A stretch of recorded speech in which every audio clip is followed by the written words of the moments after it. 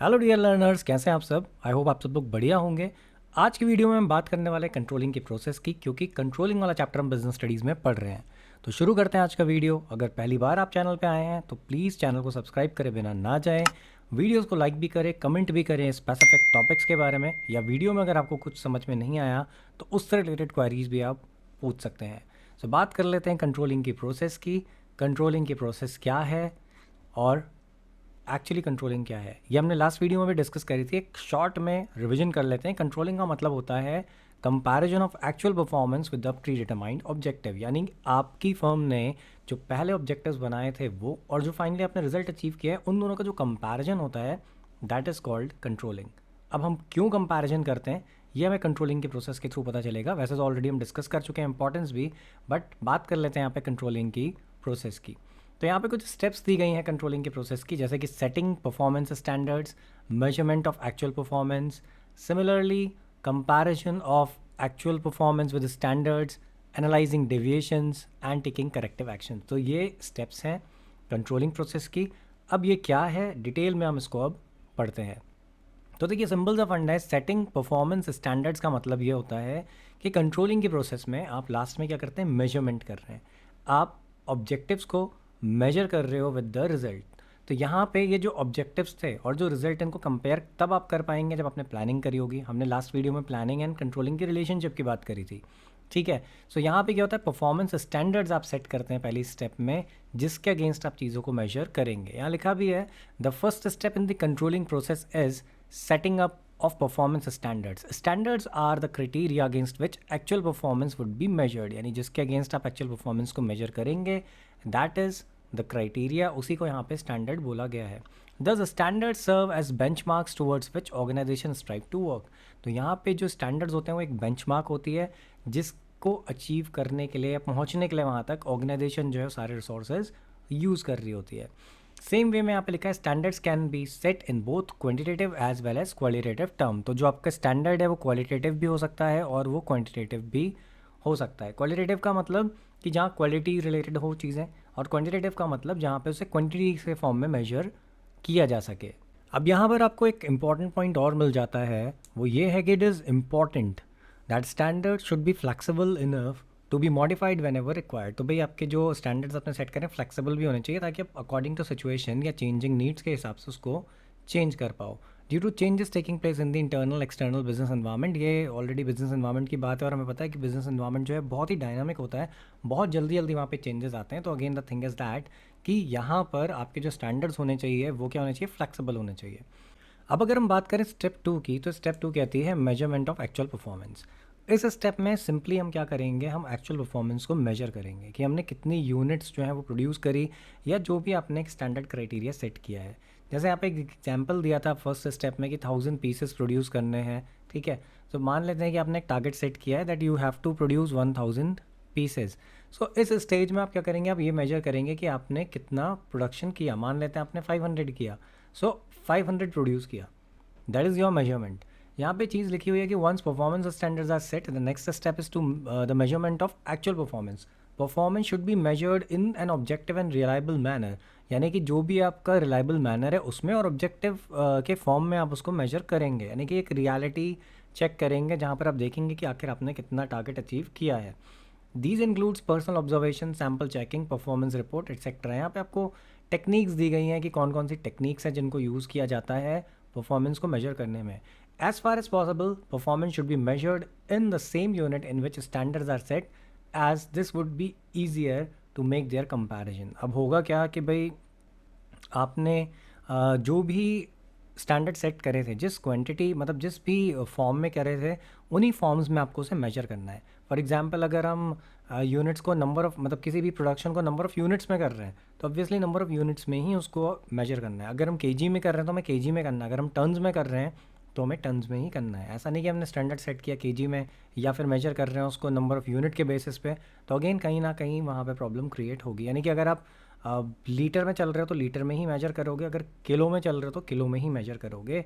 Apart from that किसी और चीज़ में करेंगे तो कंपैरिजन पॉसिबल नहीं हो पाएगा। अब यहाँ पर एक पॉइंट और दिया गया है, it is generally believed that measurement should be done after the task is completed. तो वैसे तो ये हमेशा माना जाता है कि भाई टास्क कंप्लीट होगा तभी मेजरमेंट करना चाहिए, लेकिन यहाँ पर ये भी पॉसिबिलिटी है कि जब भी वर्क हो रहा है तो जो भी अकॉर्डिंगली परफॉर्मेंस है आप स्टेप बाय स्टेप उसको मेजर करते रहिए। जैसे यहाँ पे लिखा है कि for example in case of assembling task, जहाँ पर असेंबली करनी है, आपको किसी चीज़ को असेंबल करना है, वहाँ पर बोला गया कि each part produce should be check before assembling. तो वहाँ पे जितने भी पार्ट्स बनाए गए हैं उनको वहीं पे चेक किया जाता है असेंबलिंग से पहले। अब आप कार असेंबल करने वाले हो तो आप जितने भी पार्ट्स उसके लाओगे, जिनको असेंबल करके या जोड़ कर आप कार बनाने वाले हो, उनको भी उनकी प्रोडक्शन स्टेज पे चेक किया जाना चाहिए। वहाँ पे भी मेजरमेंट होना चाहिए कि ये एज़ पर स्टैंडर्ड्स हैं या नहीं है। सो यहाँ पे लिखा भी है कि अगर ऐसे ही एक प्रोडक्शन प्लांट है तो भाई अगर वहाँ गैस आप यूज़ कर रहे हो तो आपको ये भी मॉनिटर करना ज़रूरी है कि वहाँ पे गैस पार्टिकल्स कितने हैं। अदरवाइज़ क्या होगा, अगर वहाँ पे कंटिन्यूसली मॉनिटर नहीं कर रहे हैं, गैस बहुत ज़्यादा हो जाएगी तो फिर ऑब्वियसली वहाँ पे ब्लास्ट हो सकता है, कुछ भी हो सकता है, यानी कि जो कि लाइफ के लिए एक टाइप का थ्रेट होगा। तो ये सारी चीज़ें भी मेजर करते रहनी चाहिए। देन यहाँ पे कुछ पॉइंट्स भी दिए हुए हैं आपको कि जो मेजरमेंट परफॉर्मेंस अगर एम्प्लॉय का आपको करना है तो वहाँ पर आपको क्या करना पड़ेगा, it requires preparation of performance report by superior. Superior जो है वो उसकी परफॉर्मेंस रिपोर्ट्स बनाएगा, उसके बेसिस पे आप एक एम्प्लॉय का परफॉर्मेंस मेजर कर सकते हैं। सिमिलर वे में अगर आपको कंपनी के परफॉर्मेंस को मेजर करना है तो आप कुछ रेशियोज कैलकुलेट करोगे, कुछ कैलकुलेशंस करोगे, जैसे कि आपका ग्रॉस प्रॉफिट रेशियो हो गया, नेट प्रॉफिट रेशियो हो गया, रिटर्न ऑन इन्वेस्टमेंट हो गया। और ये भी आप क्या करेंगे, पीरियोडिक इंटरवल्स पे करते रहेंगे। जैसे फाइनेंशियल स्टेटमेंट्स होती हैं हम बनाते हैं तो उस समय क्या पता चलता है, कंपनी की परफॉर्मेंस पता चलती है। उसके अलावा यहाँ पे लिखा है the progress of work in certain operating areas like marketing में be measured by considering the number of unit sold, increase in market share etcetera. So यहाँ पर हो जाती हैं आपकी 2 स्टेप्स पूरी, यानी पहले आपने स्टैंडर्ड सेट किया, फिर आपने एक्चुअल मेजरमेंट किया।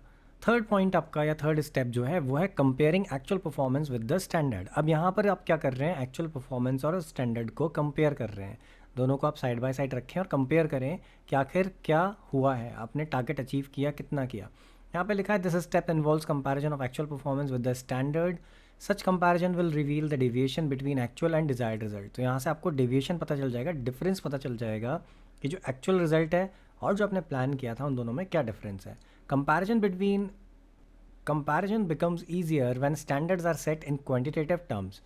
तो जो कंपैरिजन है वो ऑब्वियसली ईजियर होगा अगर आपने उसे क्वांटिटेटिव टर्म्स में रखा है। अगर आप उसे क्वालिटेटिव टर्म्स में रखेंगे तो कंपैरिजन जो है वो ईजी नहीं होगा। इन्होंने एग्जांपल भी दिया है, performance of a worker in terms of unit produced in a week can be easily measured against the standard output for the week. तो अगर आपने एक एम्प्लॉय है, उसके परफॉर्मेंस को मेजर करना है, आप ये देखना चाहते हैं कि यूनिट्स उसने कितनी प्रोड्यूस करी है विद इन अ वीक, तो आप यहाँ पे क्वांटिटेटिव फॉर्म में ही उसको सेट करेंगे। क्वालिटेटिव फॉर्म में अगर आप रखते हैं किस क्वालिटी का बनाया तो अगेन उसका कंपैरिजन करना बहुत ही मुश्किल हो जाएगा। देन उसके बाद हम आते हैं फोर्थ स्टेप पे। फोर्थ स्टेप हमारी है एनालिसिस या एनालाइजिंग डेविएशन। यहाँ पर आप क्या होता है, आपने भाई थर्ड स्टेप में ये भी निकाल लिया, आपको पता चल गया कि क्या गड़बड़ी हुई है, क्या डिफरेंसेस आए हैं, तो उसका एनालिसिस होता है। Some deviation in performance can be expected in all activities. अब क्या होता है, जनरली बहुत सारी ऐसी चीज़ें होती हैं जहाँ पर आपके डेविएशंस जो होते हैं एक्सपेक्टेड होते हैं। जैसे आपको पहले से ही पता होता है कि यहाँ पे ऐसा होगा, तो वो क्या होते हैं, वो एक्सपेक्टेड होते हैं, तो उनका तो आप कुछ नहीं कर सकते। It is therefore important to determine the acceptable range of deviation. तो ऐसे सिचुएशन में आप क्या करते हैं कि एक्सेप्टेबल रेंज को निकालते हैं। जैसे कि आप बोल सकते हैं कि भाई अगर 1000 यूनिट्स प्रोड्यूस करनी है, 1000 नहीं होती, 900 समथिंग होती है, तो उसको हम एक्सेप्ट कर लेंगे, लेकिन उससे कम होगी तो एक्सेप्टेबल नहीं होगा। तो यहाँ पे डेविएशंस के साथ भी सेम चीज़ होती है कि एक रेंज जो होती है वो आपको डिटरमाइन पहले से करनी होती है। Also deviations in key area of business needs to be attended more urgently as compare to deviation in certain insignificant area.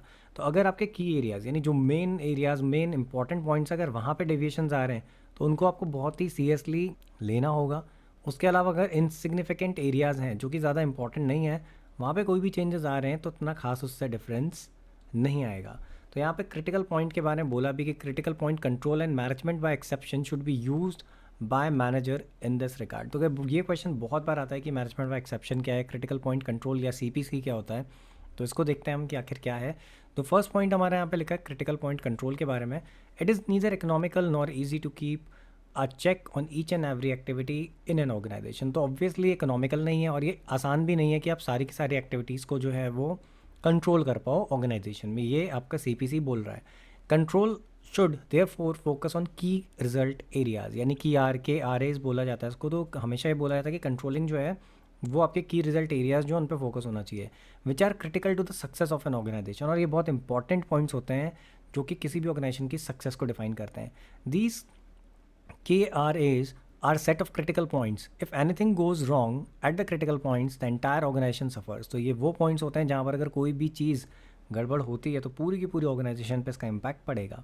यहाँ पे एग्जाम्पल दिया है, in manufacturing organization an increase of 5% in the labor cost may be more troublesome than 15% increase in postal charges। तो जैसे यहाँ पे दिया गया है कि भाई अगर मैन्युफैक्चरिंग ऑर्गेनाइजेशन है उसमें अगर 5% से लेबर कॉस्ट बढ़ रही है तो ज़्यादा डेंजरस हो जाएगी as compare to 15% increase in postal charges. ऐसा क्यों भाई? पोस्टल चार्जेस जो हैं वो हम जब पे करती है तो बहुत लिमिटेड अमाउंट में पे करती है और बहुत कम पोस्टल्स होते हैं, जबकि अगर लेबर कॉस्ट बढ़ेगी तो ओवरऑल कॉस्ट ऑफ प्रोडक्शन बढ़ जाएगी, आपकी क्या नाम है जो मैन्युफैक्चर आप गुड्स कर रहे हैं उनकी कॉस्ट बढ़ जाएगी।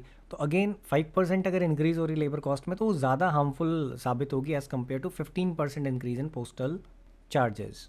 इसके बाद आपका आता है मैनेजमेंट बाय एक्सेप्शन। तो मैनेजमेंट बाय एक्सेप्शन क्या होता है?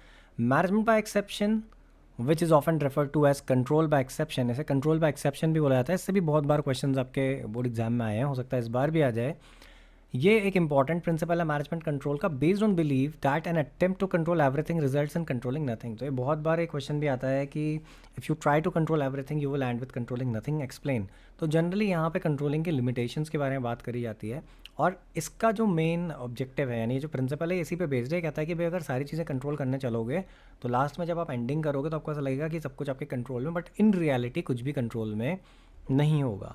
तो अगेन ये कहता है thus only significant deviation which go beyond the permissible limit should be brought into the notice of management. So यहाँ पे पॉइंट दिया जाता है कि ये कहता है कि भाई अगर आपको ऐसा लगता है कि कुछ बहुत इंपॉर्टेंट डेविएशंस हैं और बहुत ज़्यादा यानी जो परमिसेबल लिमिट थी उससे भी ज़्यादा आगे जा चुके हैं तो उनको मैनेजमेंट की नॉलेज में लेके आना चाहिए। अदरवाइज जो छोटे मोटे डेविएशंस हैं उनको अकॉर्डिंगली आप खुद ही एडजस्ट कर सकते हो, देख सकते हो। अगर वो परमिसेबल लिमिट में तो फिर उसको इग्नोर करना ही ज़्यादा बेटर होगा। Thus, if the plan lays down 2% increase in labor cost as an acceptable range of deviation in manufacturing organization, only increase in labor cost beyond 2% should be brought to the notice of the management। तो कहता है कि भाई अगर आपने plan में already ये है कि अगर 2% इंक्रीज होगी लेबर कॉस्ट में तो एक्सेप्टेबल है, यानी कि अगर लेबर कॉस्ट बढ़ रही है 2% से और वो एक्सेप्टेबल है, आपने सेट कर रखा है प्लान में, तो अगर 2% से ज़्यादा बड़ी लेबर कॉस्ट तभी आपको मैनेजमेंट को इस चीज़ के बारे में इन्फॉर्म करना चाहिए, तभी आपको उसको कंसिडर करना चाहिए, अदरवाइज आप उसको इग्नोर कर दें। However in case of major deviations from the standard से 5% the matter has to be receive immediate action of the management on the priority basis. और ये कहता है कि इन केस अगर 5% से ज़्यादा या 5% यानी बहुत ज़्यादा डेविएशन आ गया है तो उस केस में फिर मैनेजमेंट को वहाँ पे प्रायोरिटी के बेसिस पे उस मैटर को अटेंशन देनी चाहिए और देखना चाहिए कि आखिर ऐसा क्यों हो रहा है। इसके बाद यहाँ का एक पॉइंट ये भी कहता है कि भाई जब आपने आइडेंटिफाई कर लिए डेविएशंस तो आपको ये भी चेक करना चाहिए कि आखिर वो डेविएशंस क्यों हो रहे हैं। ये डेविएशंस जो हैं इनको एनालाइज किया जाना चाहिए। अब ये डेविएशन सिंगल रीज़न की वजह से भी हो सकते हैं, मल्टीपल कॉजेज़ भी हो सकते हैं इनके ओरिजिन के, जिनमें कि आपका अनरियलिस्टिक स्टैंडर्ड है, हो सकता है आपने जो स्टैंडर्ड सेट किया हो वो अनरियलिस्टिक हो, रियल ना हो, डिफेक्टिव प्रोसेस, आपकी जो कंट्रोलिंग प्रोसेस है उसमें डिफेक्ट है, या फिर आपने जो प्लानिंग एग्जीक्यूट करी थी उसमें कहीं ना कहीं डिफेक्ट है। Then inadequacy of resources, हो सकता है कि रिसोर्सेज जो है प्रॉपर ना हो। स्ट्रक्चरल ड्रॉबैक भी हो सकता है, आपका खुद का स्ट्रक्चर या फिर जब जहाँ पर आप अप्लाई कर रहे हैं उसको जिस वे में अप्लाई कर रहे हैं हो सकता है वहाँ पे कहीं ना कहीं प्रॉब्लम हो।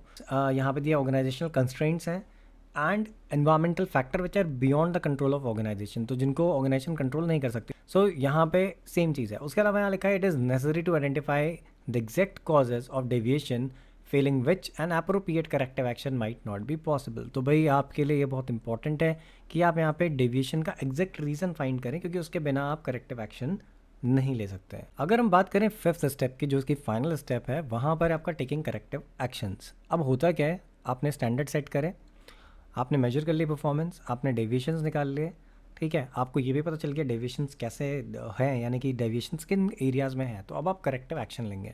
The final step in the controlling process is taking corrective action. तो आप क्या करेंगे, एक्शन लेंगे। जैसा मैंने आपको बोला, no corrective action is required when deviations are within the acceptable limits. तो पहली चीज़ तो ये कि अगर एक्सेप्टेबल लिमिट्स में डेविएशंस आए तब तो करेक्टिव एक्शन लेने की ज़रूरत ही नहीं है, क्योंकि ऑलरेडी आपने परमिसेबल लिमिट रखी है, सेट करी है, और अगर आपको लगता है कि विद इन दैट है तो फिर आप कोई भी एक्शन नहीं लोगे।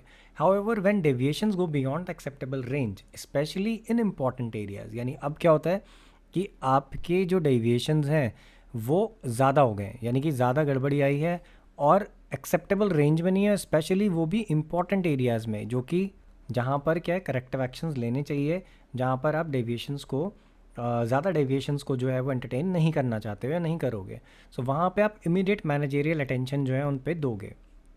यहाँ पे साफ लिखा भी है ताकि ये दोबारा चीज़ें ना हो। एंड स्टैंडर्ड्स आर अकम्प्लिश्ड, तो जो भी आपने स्टैंडर्ड सेट किया है वो वहाँ पे मैच हो जाए। Corrective action might involve training of employee if production target could not be met. तो भाई अगर मान लेते हैं प्रोडक्शन टारगेट मेट नहीं हो रहा है, आपको पता चल जाता है कि आपने डिसाइड किया था 1000 यूनिट्स, लेकिन ये बन जाती है 900, और 900 एक्सेप्टेबल नहीं है क्योंकि आपने 950 एक्सेप्टेबल रखी है। सो ऐसी सिचुएशन में आप क्या करोगे, एम्प्लॉय को ट्रेनिंग दोगे, बिकॉज ऑब्वियसली ट्रेनिंग आप जब देंगे एम्प्लॉय को तो it is going to increase the productivity. Similarly, if an important project is running behind schedule, corrective action might involve assigning of additional workers and equipment to the project and permission for overtime work। तो अगर कहीं पे कोई project है जो कि schedule से बहुत पीछे चल रहा है, तो आप ओवर टाइम के लिए वर्कर्स को मोटिवेट करोगे, ठीक है। In case the deviation can not be corrected through managerial action, the standard may have to be revised. Similar way में अगर डेविएशन करेक्ट नहीं हो सकता है, आपको लगता है कि ये डेविएशन नहीं हो सकता है सही, तो वहाँ पर आपको क्या करना पड़ेगा, प्लान को या स्टैंडर्ड को रिवाइज करना पड़ेगा। तो यहाँ पे एक टेबल भी दी गई है, इन्फॉर्मेशन दी गई है कि आप क्या रेमेडियल प्लान ले सकते हैं, कि डायग्राम टाइप है, तो इसका तो कोई फ़िलहाल ऐसा कुछ है नहीं इंपॉर्टेंस। यहाँ पे दिया है कि कॉजेज़ क्या डेविएशन क्या, डिफेक्टिव मटेरियल अगर है तो करेक्टिव एक्शन क्या होगा, change the quality specification for the material used. Defective machinery है तो रिपेयर करें एग्जिस्टिंग मशीन को या रिप्लेस करते हैं मशीन को अगर वो रिपेयर नहीं हो सकती। ऑब्सोलीट मशीन है तो टेक्नोलॉजिकल अपग्रेडेशन करें। ऑब्सोलीट का मतलब पुरानी, यानी कि टेक्नोलॉजी पुरानी हो चुकी है, तो ऐसे सिचुएशन में आप अपग्रेडेशन करें, नई मशीन यूज़ करें। डिफेक्टिव प्रोसेस तो आप मॉडिफाई कर दें एग्जिस्टिंग प्रोसेस को। एंड सिमिलर वे में डिफेक्टिव फिजिकल कंडीशन है वर्क की, तो आप क्या करेंगे, improve the physical conditions of work. So ये स्टेप्स हैं कंट्रोलिंग प्रोसेस की। सिलेबस में टर्म 2 के इस स्टेप तक ही है, बाकी जो टेक्निक ऑफ मैनेजेरियल कंट्रोल है वो आपके सिलेबस में नहीं है, टॉपिक सारे हटे हुए हैं। सो फिलहाल इसके साथ ये जो कंट्रोलिंग वाला चैप्टर है वो था एंड। अगर आपको वीडियो अच्छा लगा है तो प्लीज़ वीडियो को लाइक करें, कमेंट भी करें। अगर आपको किसी स्पेसिफिक टॉपिक पे वीडियोस चाहिए तो आप कमेंट करके बता सकते हैं। चैनल पे पहली बार आए हैं तो प्लीज़ चैनल सब्सक्राइब करें, बिकॉज आपका एक सब्सक्राइब बटन दबाना हमें बहुत ज़्यादा मोटिवेट करता है। साथ ही साथ हम इस चैनल पे बहुत सारे वीडियोस अपलोड करते हैं related with technology, related with education, related with information. Thanks for watching the video.